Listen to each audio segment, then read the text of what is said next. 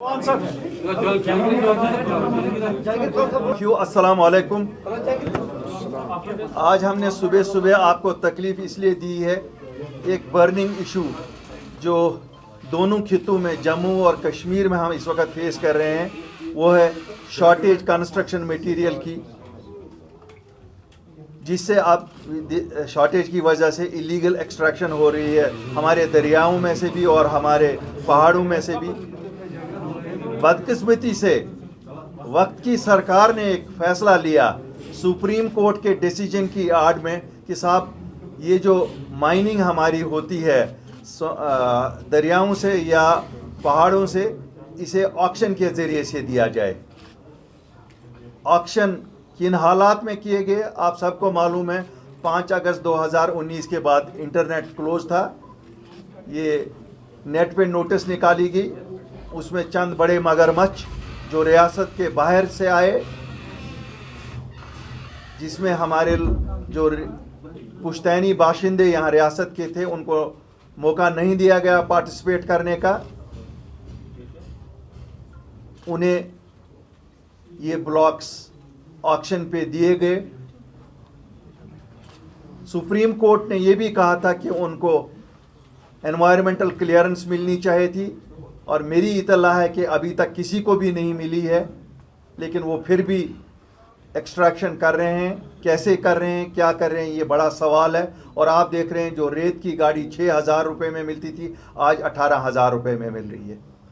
सरकार का कोई भी फैसला जो होता है वो आवाम के फ़ायदे के लिए होना चाहिए था। 6,000 में अगर रेत बिक रही थी, ये 4,000 में उम्मीद थी हमारी, लेकिन आज 18,000 में बिक रही है। ब्लैक मार्केटिंग क्यों हो रही है? क्योंकि एक माफिया काम कर रहा है जिसमें लॉ एनफोर्समेंट एजेंसीज और वो मुतल्लिका महकमा भी इनके साथ मुलविस है। एक जो आउटसोर्सिंग की गई है, जो हमारे पुश्तैनी बाशिंदे हैं उनको नज़रअंदाज किया गया है। दूसरा, जो लोग इससे मुंसलिक हैं, चाहे वो मज़दूर हैं जो रेत निकालते थे, चाहे वो किश्ती बांध थे, बड़े बड़े किश्तियाँ थी, या चाहे वो आपके टिपर वाले थे, चाहे ट्रैक्टर वाले थे, चाहे ऑटो वाले थे जो इसके साथ थे, तकरीबन 2-2.5-3 लाख लोग जम्मू और कश्मीर दोनों खितों में इनके साथ मुंसलिक थे, वो सब बेरोज़गार हो गए। कंस्ट्रक्शन एक्टिविटी जो इस वक्त कही जाती है साहब पीक पे, आप देख रहे हैं हमारा एम्स बिल्कुल काम नहीं चल रहा है। बाकी हमारी जो चीज़ कंस्ट्रक्शन डेवलपमेंटल का सरकार कह रही है कि हमारा मेन ऑब्जेक्टिव इस वक्त है, उनकी डेवलपमेंटल एक्टिविटीज सफ़र कर रही हैं। क्यों सबको कहा जा रहा है कि रॉयल्टी पेड वाला मटेरियल इस्तेमाल करो, चूँकि अब रॉयल्टी ली नहीं जाती है। पहले जो निकालते थे वो रॉयल्टी सरकार को भरते थे और सप्लाई करते थे क्रशर वालों को या दूसरे लोगों को, कॉन्ट्रैक्टर्स को। आज के दिन में ऐसा कुछ नहीं है, और ये सब एक इलीगल माफिया ही कर रहा है। इन सब के रोज़गार पे भी शब खून मारा गया है, जिसके लिए हमारा बहुत बड़ा कंसर्न है। हमारे एयरपोर्ट या अस्पतालों पे जो काम था वो भी रुक गया है। हमारे रोड्स के काम भी रुके हुए हैं। आप देख रहे हैं जम्मू श्रीनगर नेशनल हाईवे किस सुस्त रफ्तारी से काम चल रहा है। एक बड़ी वजह ये भी कही जा रही है कि वहाँ पर भी ये राइट्स नहीं है। यहाँ हमारे यहाँ ईजमेंट्री राइट्स वो होते हैं जो पुश्तैनी बाशिंदे कटास जो पत्थर का काम करते थे या रेत निकालने वाले थे, उनको वो साल से ये काम कर रहे थे, किसी का दादा फिर बाप फिर ये, तो एक easementary rights within the constitution है। वो रॉयल्टी भरते थे, अपना काम करते थे और आगे अपना रोज़गार चलाते थे। हमारा हुनर है, पत्थर का काम हमारा हुनर है, उस हुनर को भी आहिस्ता आहिस्ता ख़त्म किया गया। तो हमारा मुतालबा है कि ईजमेंट्री राइट्स बहाल किए जाएं। और एक फ़ैसला जो लास्ट ईयर जब हमने ये पहले भी उठाया था, तब हमने उस वक्त के एलजी साहब से बात की थी, उन्होंने एग्री किया था कि हम पंचायत को छोटे छोटे ब्लॉक्स दे देंगे ताकि पंचायत एक लोकल लेवल पे ये कर सके, अपना रिसोर्स भी जनरेट कर सकें, और लोकल लोग जो ये जिनकी एम्प्लॉयमेंट इससे हिट हो गई है वो भी अपना काम बहाल कर सकें। लेकिन शुरुआत तो की गई थी, अमली तौर कुछ नहीं किया गया। ہماری سرکار سے ایک مانگ ہے کہ ایک کمپریہنسو پالیسی جیولوجی اور مائننگ کے متعلق لائی جائے جس میں ریزرویشن 100% ریزرویشن رائٹس ہوں جو ڈومیسائلز ہیں جموں اور کشمیر کے انہی کو یہ دیا جائے، کیونکہ جتنے بڑے بلاک ہوں گے آپ کو معلوم ہے یہاں کوئی بہت بڑے لوگ نہیں رہتے ہیں یہاں جو اس کام سے منسلک تھے.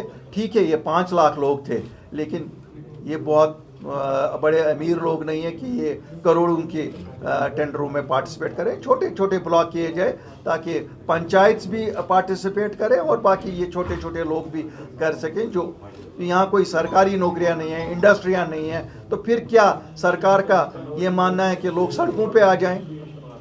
اگر سرکار کی ہر ایک پالیسی ایسی ہو جس سے لوگ سڑکوں پہ ہی آئیں تو پھر مجھے بدقسمتی سے کہنا پڑے گا کہ اس کے خلاف اگر اپنی پارٹی کو سڑکوں پہ بھی ان سٹیک ہولڈرز کے ساتھ آنا پڑے گا اور ہم اس سے بھی گریز نہیں کریں گے. ہم سرکار کو 1 ہفتے کی مہلت دیتے ہیں کہ اس پالیسی کو امیڈیٹلی ریویو کیا جائے.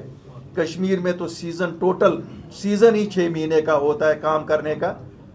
اگر اس وقت بھی ہمارے ہاں یہ کنسٹرکشن مٹیریل اویلیبل نہیں ہوگا تو کب ہوگا؟ ہمارے ہر چیزیں سفر کر رہی ہیں. جموں میں بھی ہمارے ساتھ روز کے روز ڈیلیگیشنز آ رہے ہیں جو سٹیک ہولڈرز ہیں اور جو باقی عام لوگ ہیں، تو ان کے ساتھ بھی ہم ان کی بھی پریشانیاں ہم سمجھ چکے ہیں، چاہے وہ پونچھ کے ہیں، چاہے وہ راجوری کے ہیں، چاہے وہ سامبا کے ہیں، چاہے یہاں صدرکوٹ کے ہیں، چاہے یہ بارہ مولہ کے ہیں، چاہے اننت ناگ کے ہیں، چاہے کسی بھی ایریا کے ہیں، یہاں سری نگر کے ہیں، پانچوں کے ہیں. تو یہی ہمارا آج آپ کو تکلیف دینے کا بیسک مدعا تھا اور ہمیں امید ہے کہ آپ کے ذریعے سے یہ ہماری آواز شاید سرکار سن لے گی اور ایک درخواست بھی ہم سے سمجھے کہ ہم ہاتھ جوڑ کے ایک درخواست بھی کر رہے ہیں کہ ان لوگوں کے لیے ہم ہاتھ بھی جوڑتے ہیں اور اگر ہم مجبور ہو جائیں گے تو ہم سٹیک ہولڈرز کے ساتھ مل کے سڑکوں پہ بھی آئیں گے تاکہ ہمارے عام لوگوں کو بھی راحت ملے اور جو یہ سٹیک ہولڈرز ہیں ان کو بھی اپنا کام واپس ملے. شکریہ. مجھے لگتا ہے جو حالات ہمارے ہیں اور جو ہم سن رہے ہیں روز وزیر اعظم اور اپنے ہوم منسٹر صاحب سے، ہم ایکسپیکٹ کرتے ہیں کہ کم از کم 30 سے 40% کا انکریز ہونا چاہیے تاکہ جو یہ خواب ہمیں دکھایا گیا ہے کہ یہاں کنسٹرکشن ایکٹیویٹیز کا بوم ہو جائے گا، ڈیولپمنٹ کا بوم ہو جائے گا. اور جو ہماری حالت ہے، آپ کسی بھی سیکٹر کو لے لیجئے، آپ روڈ سیکٹر کو لے لیجئے، آپ واٹر سپلائی کے سیکٹر کو لے لیجئے، آپ ہمارے ہسپتالوں کی پوزیشن لے لیجئے. غرض مطلب ہے کسی بھی سیکٹر کو اگر ہم لیں گے ہماری حالت جتنی خراب ہے، we need a massive infusion of funds.